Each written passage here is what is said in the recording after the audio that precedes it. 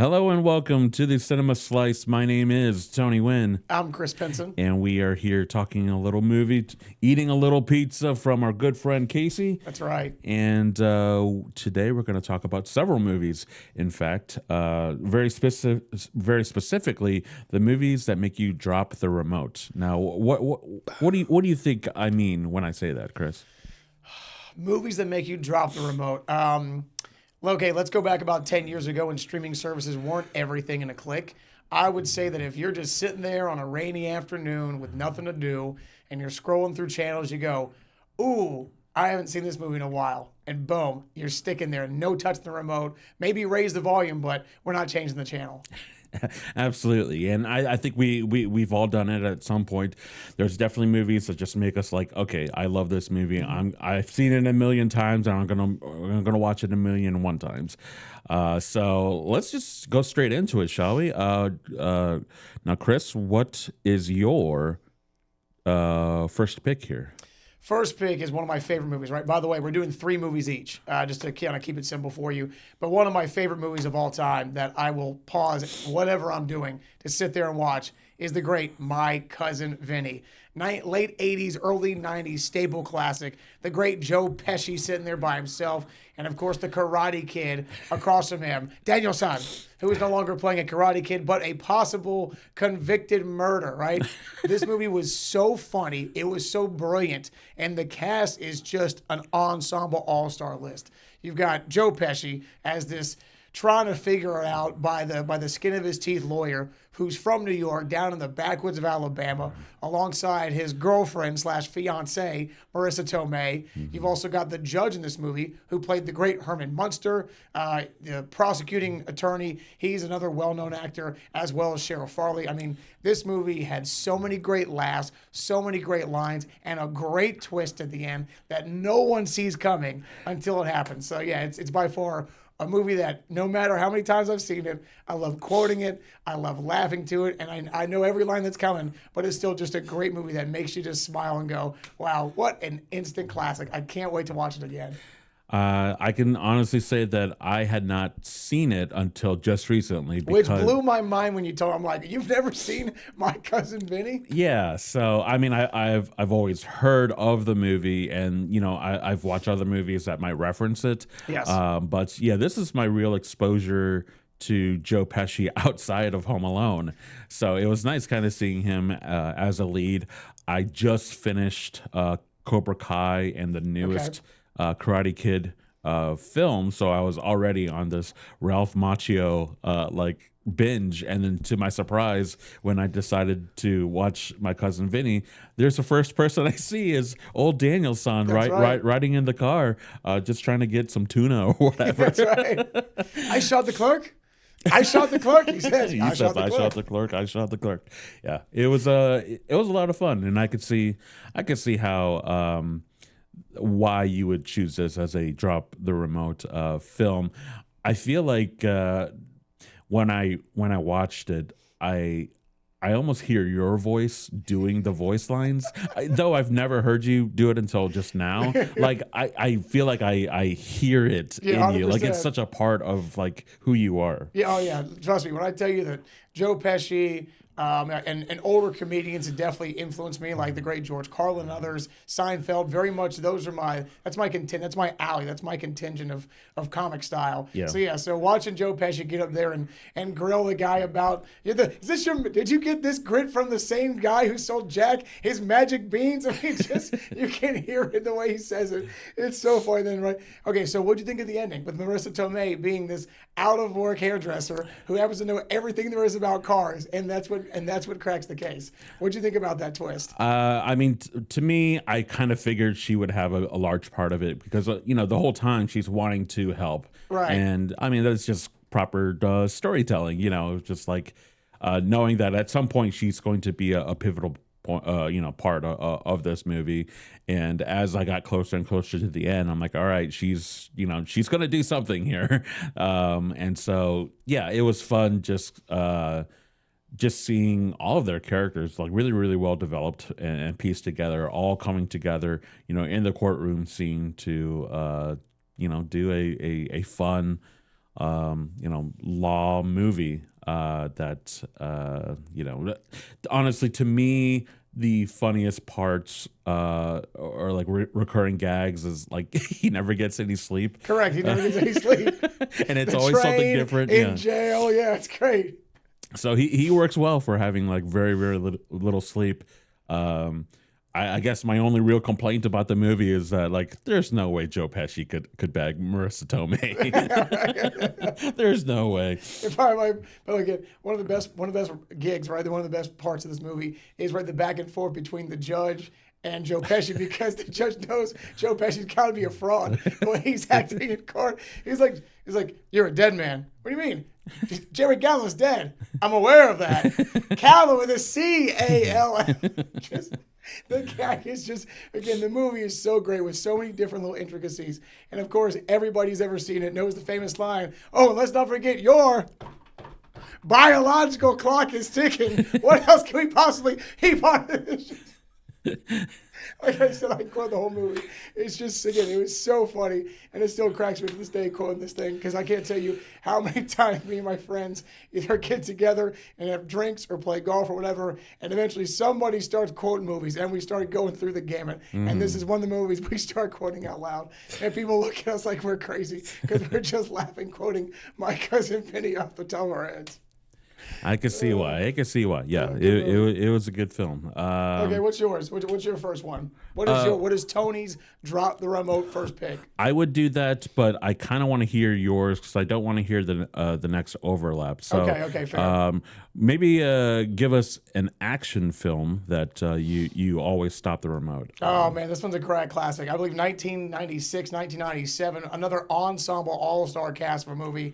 The Rock. Yes, that's right. Nicolas Cage, the Sir Sean Connery, and so many great other actors. Ed Harris is in this as well. I mean, there's a lot of great actors in this movie that, again, come together, and you've got Nick Cage, and you've got basically 007 is what I believe Sean Connery was portraying, as these two have to try to sneak onto the great legendary Alcatraz Island to go stop Ed Harris and these rogue U.S. soldiers who are threatening to kill these hostages they have, and all for, of course, a ransom payment. Yeah. And again, the movie is so great because you've got Sean Connery's, hardcore British man, and then you've got Nick Cage, who plays this great, scientific germaphobe chemical dude, and the contrast of their foils is great. Again, the action is good. Some funny lines in between them as they're, Sean Connery's trying to toughen him up, and he's just like, "Oh, I'm just a weak scientist. I can't do this rough and tumble thing." Just a classic 90s movie. You've got action. You've got a little comedy in there. You've got a great ensemble cast. The Rock is by far one of my favorite movies. You just go, "Yep, we're doing it," and just sit there and quote the movie again. Yeah. I mean, I haven't seen it since the 90s. It's great. But I'm a fan of Sir Sean Connery and Nick Cage. One of his films where he's not as eccentric as he will later become. Yes. This is also when he actually had money and he wasn't doing films just to pay back taxes. Yeah, there That you go. help. He might not have had a castle. Or a T-Rex bone or something, whatever it was. Oh yeah, whatever the case is. This was definitely I want to say probably one of the earliest films I've ever seen of Nicolas Cage. Really? Maybe my first exposure to him before seeing Raising Arizona or Two-Face, or not Two-Face, but Face Off and Con Air. Of course. I always. By the way, I thought about putting Con Air on here because that's another movie, great cast, and I'll go, "Yep, we're putting that one." Why couldn't you just put the bunny back in the box? Again, iconic line. Iconic.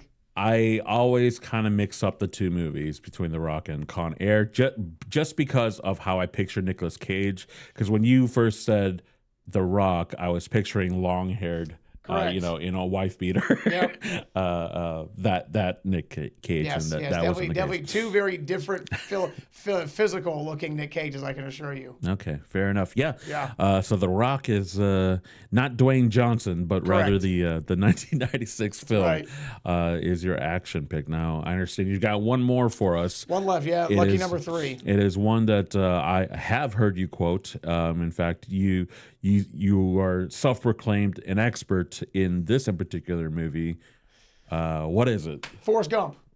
Forrest Gump is easily another one of my favorite movies to just no matter what part of the movie it is. If I'm watching it or if I'm flicking on it and boom, I see it, I'm pulling it up. I mean, this movie, right, which was based on a book, which I did not know actually, but right, the book became a movie, and that adaptation obviously was wildly successful. I mean, the fact that it won so many Oscars, so many Academy Awards. I mean, it really is just a great movie. And between Sally Fields, being his doting mother, trying to help him get through life as the boy with the braces on his legs. He's not very intelligent, and yet that's the beauty of the movie, right? It's the fact that just like anything else you've ever heard about, any story where the hero is this downtrodden, down on his luck person who just can't seem to catch a break. And then through the luck of life or a stroke of their own courage, they start to rise up, right? And they start to become better and things go well for them. And that was the funniest thing about this movie, right? Is that everything he does, despite him being a less than intelligent person, right? He saves so many soldiers in the Vietnam War. He becomes a international ping pong champion. He meets the president. He does so many, right? He invests in, Lieutenant Dan said, we invest in a fruit company. Now we ain't got to worry about money no more.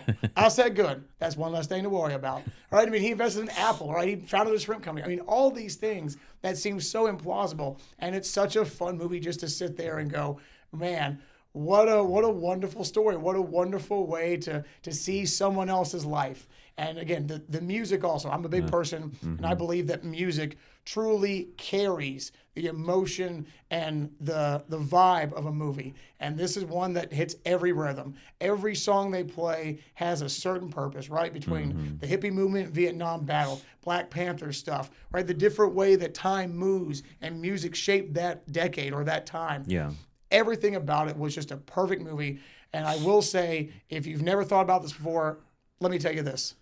There have been some great villains in our time, real and fictional. And I think most people who've seen this movie know for a fact that one of the greatest villains of the 20th century was, in fact, Jenna.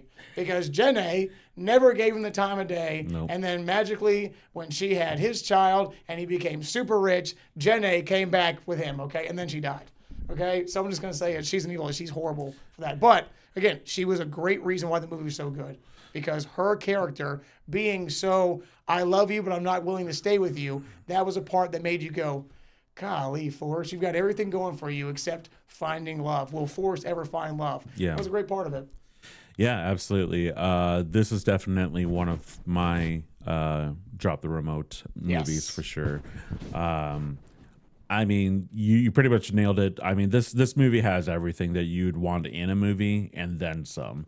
I mean, it's so cleverly placed together, like you said, from the music to the fun and nostalgia of each decade as it goes by, and just seeing this very, very sweet, innocent man that just happens to keep getting himself into these situations and coming out on top. Yeah. He's a war hero. This guy is a war hero. Oh, by the way, don't forget, excuse me, you might want to call your janitor service. I think there's something going on in the room next door. I can't see very well. And it's Watergate. I mean, the fact they did that was so great. Again, so many things in this movie were so funny. You're like, right, the Arkansas, when the first black girl goes into public school in Arkansas. Yeah, honestly, like one of the coolest parts of the movie that makes it so clever is putting him in history and superimposing him in, whether it's it's his full body or whatever. It, like, at the time looks like, whoa, like did Tom Hanks actually meet two presidents again? Yeah. And did he moon one of them? Yes. I mean, it's so cool seeing Robert Zemeckis, using his style of bringing in cool effects to, Yes. because that was groundbreaking to have him be a part of all these historical events and make it look like you actually were there to see it. Like it wasn't CGI or superimposed. That way, and again, early '90s to do that. That was groundbreaking stuff. Absolutely, and like you said, the characters are absolutely amazing. Props to the very evil Jenny. But let's not forget about Bubba. Let's not forget about Lieutenant Dan. That's right. I mean, just what an amazing cast. It's such a fantastic movie, and it's definitely one that I always drop my remote for. Yeah. But that being said, because you told me that this was was going to be one, and we promised that we'd give 3 each, that I decided to add my number 4 into the fray of these films. And I'm a big comic book guy, and I can honestly say that anytime I watch The Dark Knight or see The Dark Knight on TV, I'm stopping to watch it. I'm there to just see how amazing the performance that Heath Ledger gives as the Joker, and how he's going to battle with Batman for the soul of Gotham. Yep. This is by far still, in my opinion, the best comic book movie. Despite it being, trickling in a little bit of the comic book stuff, it's more so a crime movie. But man, does Christopher Nolan just absolutely nail this movie. I don't even have to say, because people have seen this movie. People know that this is the standard of what a comic book movie can and should be. And I'm so glad that it exists. The only bad thing about this movie is that this is the last performance by Heath Ledger. We never see that Joker again, unfortunately. But the fact that we have it, that we see it, and that it broke all the molds and expectations of what a comic book movie could be, this film just holds on its own, and it's why I always drop my remote. Yeah, I think it's well said. It's true. Like, this movie, when it came out in the late 2000s, early 2010s, this movie, you're right, it did everything you would ever want from a movie that made you go, what is coming next? Because I got no clue. The way they were able to turn this movie on its head so many times, and just when you thought you had it figured out, it's another wrinkle that just kept the layers going. It was like the perfect 7-layer bean dip.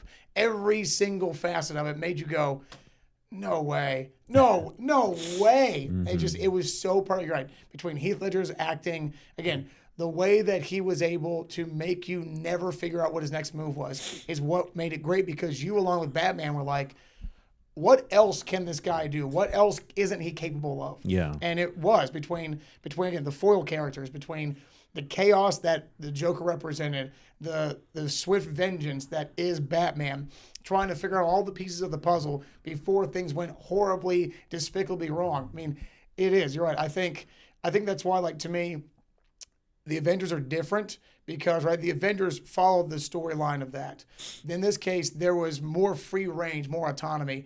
And you're right, Christopher Nolan just absolutely hit the greatest grand slam you could ever hit with this movie. It is the gold standard of superhero movies. Yeah, I can't say enough about this film. I mean, just looking on the screen of that cast, we're missing more people in there, but I mean, just these 4 people, you see them, and I immediately think The Dark Knight first. 100%. I think of The Dark Knight first when I see these 4 people. Yep. So, I mean, that's, again, goes to show just how great and how powerful that movie it is. And, yeah, that's why it hit my list.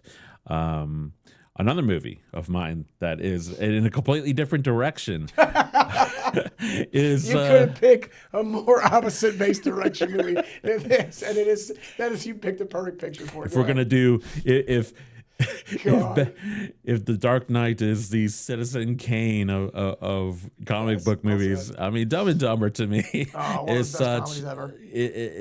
such a high regard of one of the best comedies ever made, pieced together.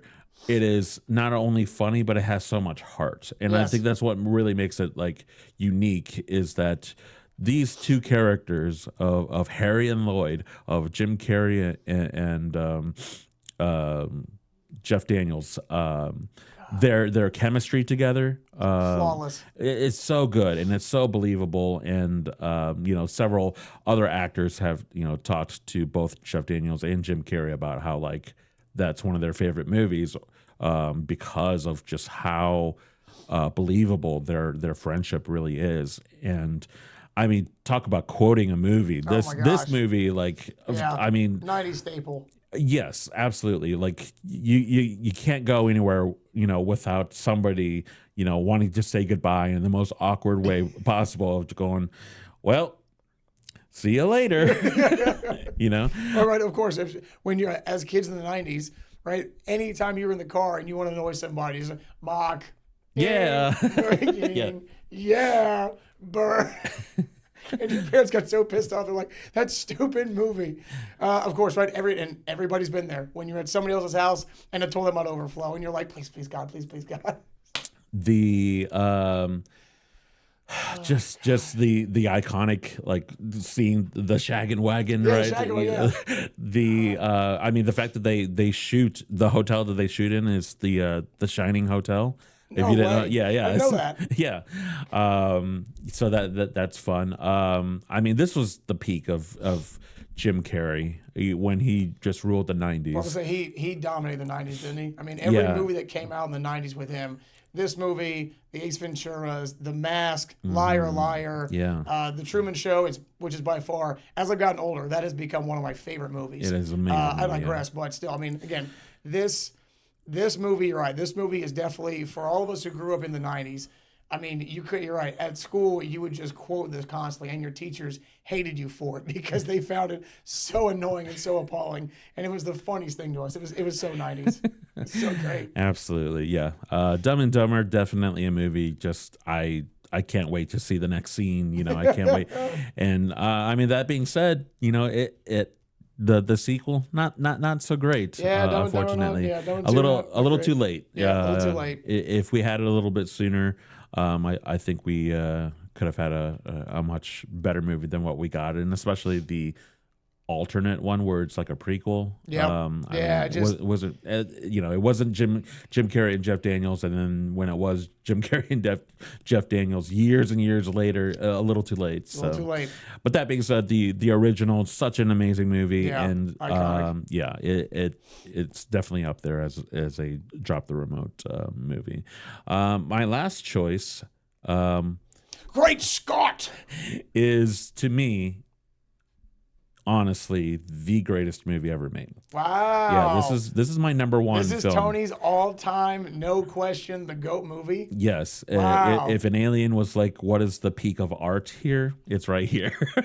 It is. Not the fact that Christopher Lloyd looks like his cousin. It doesn't matter, man. That's just how history works. If you didn't know. We have to go back to 1985, Marty. I mean, this film to me has everything from, a story about love. It's a Tom comedy, peaking Tom love. It is, it's a little naughty, right? Comedy, sci-fi. I think it's the most definitive movie about time travel, in my opinion. When people say, name a time travel movie, I doubt you would say something before you would say Back to the Future. Avengers, Infinity Wars. Yeah, that reference Back to the Future, sure. But yeah, I mean, talk about like iconic things as well. The DeLorean. I mean, you see that car out and about. Oh, instantly. You know what it is? What movie are you thinking about? Yeah, facts. And the fact that so many people have played pranks on their kids, telling them that when you go to the mechanic, you need to ask them how much is it going to be to fix the flux capacitor. And the mechanics around the country have gotten a kick out of that forever. Absolutely. And yeah, speaking of cars, I mean, the idea of flying cars, the hoverboard, Right. like So such 80s. So 80s. so much so that it's funny to see that they went into the future and we've already passed it, and unfortunately we It's still don't crazy. have the flying cars. We do have something similar to the first prototypes of what could be like a hoverboard and everything Yep. like that. But By the way, unfortunately, stay off those, Tony. We're over 35. Those are complete liabilities for us. Those have nothing but hospital bills written all over 'em. well, in the future, there, Marty's dad is hung up upside down from the like a little device or whatever. So if we get injured and hurt our backs, we're still good. We can just Okay, great, we can thanks. hang out upside down. Another multiverse we got to go tackle. Great. Right. And then, yeah, of course, spawning 2 more sequels. One, you get to see what the future looks like, and then an alternate version inside of it, and then the past with the Wild West. It is easily one of my top trilogies as well. Was not a fan of the third one. I was like, look, man, listen, the second one is by far my favorite just because, again, it's sports. So clearly I'm going to latch onto that. And I thought that was genius in the fact that they had Biff become wildly successful because he got the Sports Almanac book. That was a cool twist to me. Third one, I was like, all right, man, I kind of see this played out. We know what's going to happen. So not my favorite, but I will say the first 2 I was a big fan of. I will say that as a kid, I thought the second one was the best of all 3. That's right. And then as I grew up, realized, all right, movie wise and everything, it's definitely the first one. Fair. I think the third one has just so much heart because you care so much about their relationship and, them finally being reunited and having one final adventure together and, riding off into the sunset. Getting called yellow. Nobody calls me yellow. It's funny how the color yellow is associated with that. I never, as a kid, I'm like, what's the big point? Just called you a color. Like, oh no, don't call me green. Like, yeah, it is what it is. yeah, But great yeah, movie. I mean, just seeing this film whenever it's on. Also, this movie introduced me to Chuck Berry. to Chuck Berry and like guitar playing, like a lot of the moves of him doing the crazy solo for everyone. Like that made me want to be a guitarist. Your kids are gonna love it. Yeah, absolutely. Such a great line. Such a great clever line. And don't worry, your kids are gonna love it. And then again, the hoverboard made me want to be a my gosh, skateboardist, yeah. right? Like who wouldn't want something like that, right? And Earth to McFly. and if I ever could own a car, it would be a mix up between either a DeLorean or a Batmobile. So I mean that just shows why my list looks the way it does. So yeah, those are my 3. Those are your 3 top 3 drop the remote movies. What are yours? Let us know in the comments. Give us some movies that maybe we should reconsider. Chris, I think you should reconsider watching Back to the Future 3 again and see if it changes. Because now you're a little bit older and a little bit wiser and have experienced the world that everything's not all about sports. Okay. All right, we can go on. I understand the Forrest was a big football guy and a big the ping pong guy and everything like that, but there's more to life. Life is like a box of chocolates. That's right. You never know what you're gonna get inside. Absolutely. All right. Well, for the Cinema Slice, my name is Tony Nguyen. For I was going to say Chris Crinson. For Chris Pinson, this has been our show. We'll see you next week. Thanks.